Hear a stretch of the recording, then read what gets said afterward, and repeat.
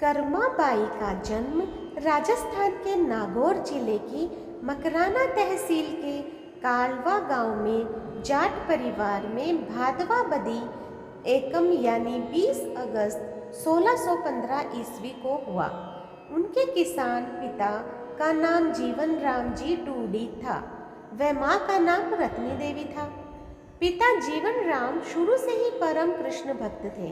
भगवान को भोजन करवाने के बाद ही वह खुद अन्न व जल ग्रहण करते थे। कथाओं के अनुसार कर्माबाई पैदा होते ही हंसी थी, जिसे देखकर हर कोई अचरज में पड़ा। कर्माबाई का विवाह नागौर के ही मोरेड़ गांव में सोऊ गोत्र में लिखमा राम के साथ किया गया था, पर शादी के कुछ समय बाद ही वह विधवा हो गई और इसके बाद पूरा जीवन भगवान की भक्ति में बिताया। कर्माबाई जब 13 साल की थी तब कार्तिक पूर्णिमा पर स्नान के लिए पत्नी सहित पुष्कर जाते समय पिता जीवन राम ने उन्हें घर में भगवान के भोग की जिम्मेदारी सौंपी और कहा भगवान को भोग लगाने के बाद ही वह खुद भोजन करे। उनके जाने के अगले दिन ही कर्माबाई ने सुबह स्नान कर बाजरे का खिचड़ा बनाया। उसमें खूब घी डालकर उसने भगवान की मूर्ति के सामने रख दिया। वह बोली कि भगवान आपको जब भी भूख लगे तब भोग लगा लेना, तब तक मैं घर के अन्य काम कर लेती हूँ। इसके बाद वह काम में जुट गई और बीच बीच में थाली देखने आने लगी, पर जब भगवान को खिचड़ा नहीं खाते पाया तो वह चिंता में पड़ गई। फिर खिचड़ी में घी व मीठा कम होना सोचा उसने उसमें घी व गुड़ और मिला दिया। इस बार भगवान के सामने थाली रखकर वह भी वहीं बैठ गई, पर इस बार भी भगवान को भोजन ना करता देख उसकी चिंता और बढ़ गई। वह कहने लगी कि हे प्रभु, आप भोग लगा लीजिए। माँ बापू पुष्कर नहाने गए हैं और आपको भोग लगाने की जिम्मेदारी मेरे पास ही है। आपके भोग लगाने के बाद ही मैं खाना खाऊंगी।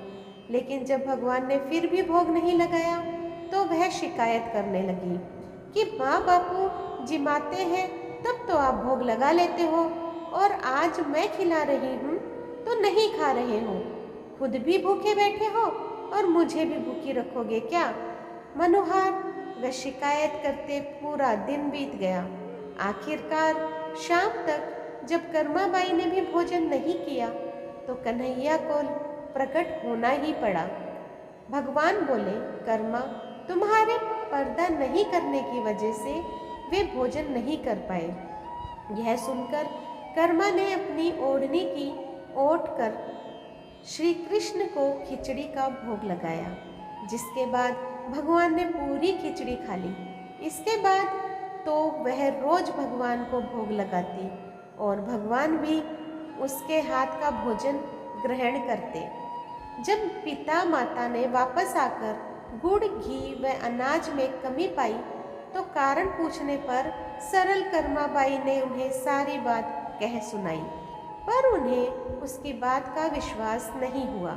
अगले दिन परीक्षा के लिए फिर कर्माबाई से भोग लगवाया गया तो भक्त का मान रखने के लिए फिर भगवान खिचड़ी खाने आ गए।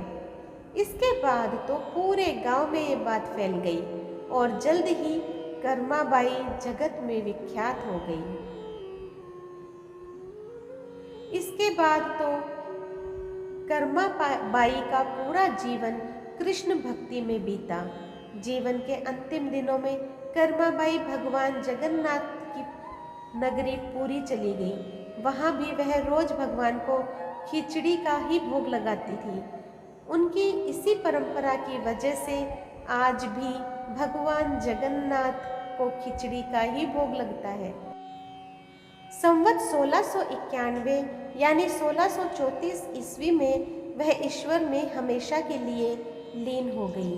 तो दोस्तों, आज मैंने आप लोगों के सामने कर्माबाई की खिचड़ी की कहानी सुनाई है। आप लोगों को कैसी लगी मुझे कमेंट बॉक्स में ज़रूर बताइएगा। जो लोग मेरे चैनल पर नए हैं प्लीज़ सब्सक्राइब कर दीजिए, लाइक कीजिए, शेयर कीजिए अपने दोस्तों और परिवार में, और इसी तरह मेरा सहयोग करते रहें। धन्यवाद।